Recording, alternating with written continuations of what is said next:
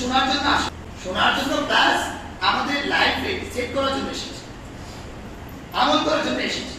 শুধু শুনলাম আর বাড়িতে চলে গেলাম, আমল করলাম না, এই শোনার কোনো লাভ নেই। তো আমাদেরকে শুনতে হবে প্লাস আমল করতে হবে।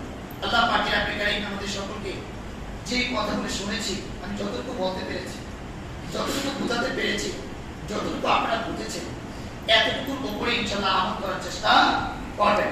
তবে কোনো বিষয় অস্পষ্ট করে আমল করবেন।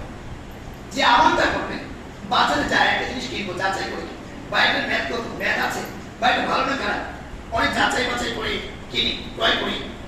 তো আমরা যদি কোনো বিষয়ের উপর আমল করতে চাই, ওই বিষয়টা সম্পর্কে ভালোভাবে জেনে শুনে তারপর আমল করবো ইনশাআল্লাহ, যাতে আমাদের আমলটা বিধানিক পদ্ধতিতে না হয়ে যায়। আমরা দোয়া করছি আজকে যারা আমাদের মুসলিম ভাইদের মধ্য থেকে যারা আসতে পারেনি, মসজিদে অসুস্থতা অবস্থায় হসপিটালে রয়েছে, অসুস্থতা অবস্থায় বাড়িতে রয়েছে, আমরা দোয়া করছি আল্লাহ সুবহানাহু ওয়া তাআলা তাদেরকে পরিপূর্ণ সুস্থতা দান করুন, আল্লাহুম্মা আমিন। যারা আমাদের মাঝে আমরা মসজিদে শামিল হয়েছি, যারা আসতে পারেনি, তাদের ভাগ্যে ঝুঁকে নিয়ে আসাটা আল্লাহ পাকে আপনি কারিম তাদের ভাগ্যটা চেঞ্জ করে দিন, তারা যেন মসজিদে আসতে পারে, কোরআন ও সুন্নাহর বাণী শুনতে পারে, আল্লাহ সেই তৌফিক দান করুন।